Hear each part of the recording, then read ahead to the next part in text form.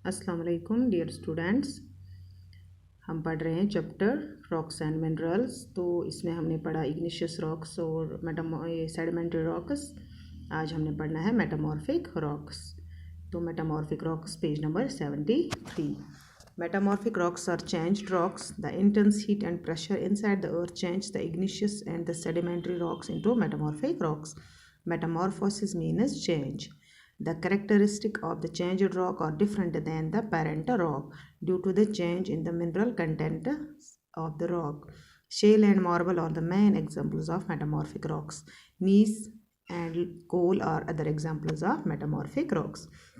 तो जैसे हमने पढ़ा इग्निशियस रॉक्स कैसे बनते हैं, उसके बाद सेडिमेंट्री रॉक्स, तो आज हमने मेटामॉर्फिक रॉक्स पढ़ना है। इग्निशियस रॉक्स तो आपने देखा है कि वो माग्मा और लावा से बनते हैं। उसके बाद सेडिमेंट्री रॉक्स बनते हैं सेडिमेंट्स से, जो समंदर की बॉटम पे सेडिमेंट्स जमा होते हैं, तो उसके बाद जो रॉक्स बनते हैं उनको हम सेडिमेंट्री रॉक्स बनते हैं। अब ये मेटामॉर्फिक रॉक्स क्या है? ये है चेंज रॉक्स। मेटामॉर्फोसिस का मतलब ही होता है चेंज, यानी कि इसमें तब्दीली आती है। यही जो इग्निशियस रॉक्स और सेडिमेंट्री रॉक्स होते हैं, the intense heat and pressure inside the earth, जो ज़मीन के अंदर हीट और प्रेशर की दबाव की वजह से इग्निशियस और सेडिमेंट्री रॉक्स क्या बनना स्टार्ट होते हैं? Metamorphic rocks. क्योंकि मेटामॉर्फोसिस का मतलब ही होता है चेंज, यानी कि इन रॉक्स की चेंज होती है। और ये चेंज क्या होती है? ये सेम नहीं होती। The characteristics of the change rock are different than the parental rock, यानी कि जो पेरेंटल रॉक होते हैं वो बहुत मुख्तलिफ होते हैं जो नए चट्टान बनते हैं, क्योंकि इनके मिनरल कंटेंट जो होते हैं वो भी अलग होते हैं। इसकी एग्जाम्पल है मेटामॉर्फिक रॉक की शेल और मार्बल। मेन एग्जाम्पल होती है मेटामॉर्फिक रॉक्स की। और नीस और कोल, ये भी एग्जाम्पल किसकी है? Metamorphic rock. उसके बाद यहाँ पे स्लेट, मार्बल, यानी इनको अलग अलग डिफाइन किया गया है कि ये क्या है, क्योंकि ये भी मेटामॉर्फिक रॉक में आता है। यहाँ पे दिखाया गया है, ये है मार्बल और स्लेट, जो मेटामॉर्फिक रॉक्स की मेन एग्जाम्पल्स है। तो स्लेट क्या है? ये डार्क ग्रे कलर का शाइनी रॉक होता है। ये भी मेटामॉर्फोसिस किसकी? It is formed by the metamorphism of shale. Shale को जो मेटामॉर्फिस होती है तो उससे स्लेट बनता है, और इसको आसानी से हम स्लाइसिस में, छोटे पतले पतले स्लाइसिस में रख सकते हैं। और ये कहाँ पे इस्तेमाल होता है? एज रूफिंग मटेरियल या चाकबोर्ड सरफेस पे।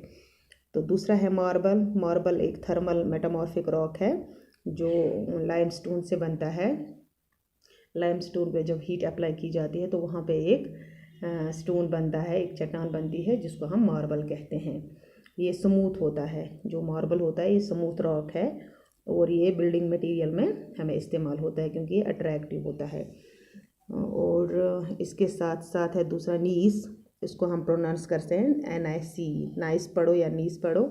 ये हाईएस्ट ग्रेड होता है मेटामॉर्फिक रॉक का, और इसका जो टेक्सचर होता है वो पर्ला लाइट डार्क होता है, और इसमें मिनरल्स के बैंड्स होते हैं नेक्स्ट टू ईच अदर, तभी इसको पैरेलल भी कहते हैं, क्योंकि ये एक दूसरे के अपोजिट होते हैं।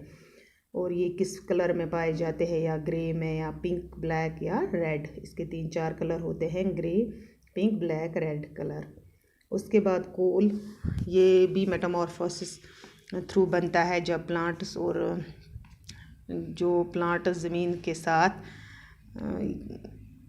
कोल is a rock formed by the metamorphism of the remains of plant. जो डेड प्लांट्स होते हैं या ट्रीज़ होते हैं, जब वो अंडर अर्थ जाते हैं तो वहाँ पे उनकी मेटामॉर्फोसिस होती है। हीट एंड प्रेशर, इनका जो मॉइस्चर होता है वो इनको बाहर एक्सपेल आउट, इनको बाहर निकालता है। उसके बाद वहाँ पे कार्बन रह जाता है इन डिफरेंट अमाउंट्स, तो उससे सुपीरियर क्वालिटी ऑफ कोल बन जाता है।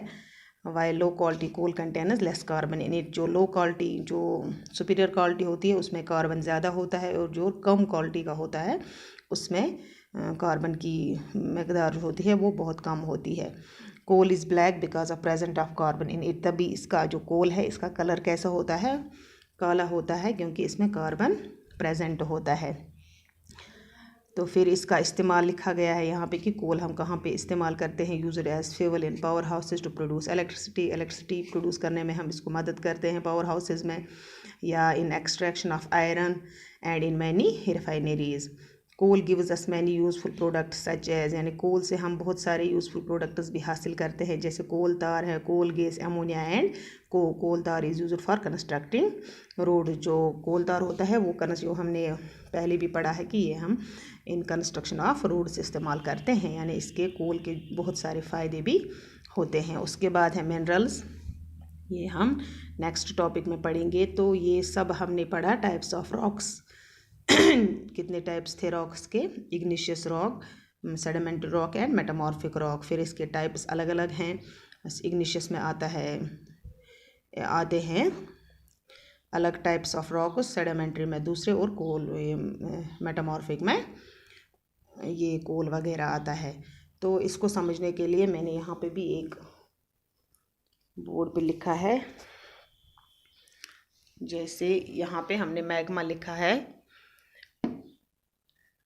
माग्मा को क्या होता है, जब ये कूल डाउन होता है, जो हमने पहले ही पढ़ा था, कूलिंग एंड क्रिस्टलाइजेशन, उसके बाद इसको इग्निशियस रॉक्स बनते हैं।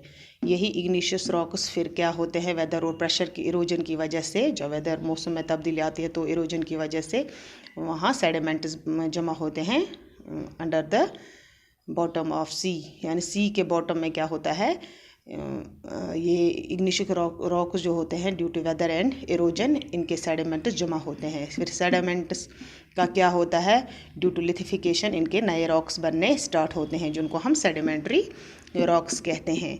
ये सेडिमेंट्री रॉक्स फिर इनको क्या होता है, again due to heat and pressure इनको नए रॉक्स बनने स्टार्ट होते हैं, जिनको हम मेटामॉर्फिक रॉक्स कहते हैं, जो हमने आज पढ़ा। यही मेटामॉर्फिक रॉक्स बहुत डिफरेंट होते हैं इनसे, क्योंकि ये चेंज होते हैं। इग्निशियस रॉक्स और सेडिमेंट्री रॉक्स जो टूट के फिर बन जाते हैं, इनको मेटामॉर्फिक रॉक्स कहते हैं हम, due to heat and pressure.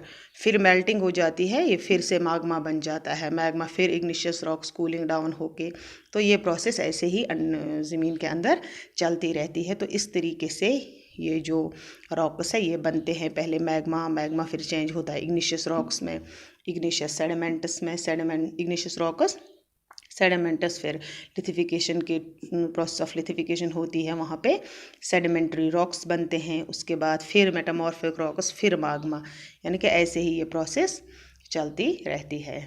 तो आज के लिए इतना ही, थैंक यू।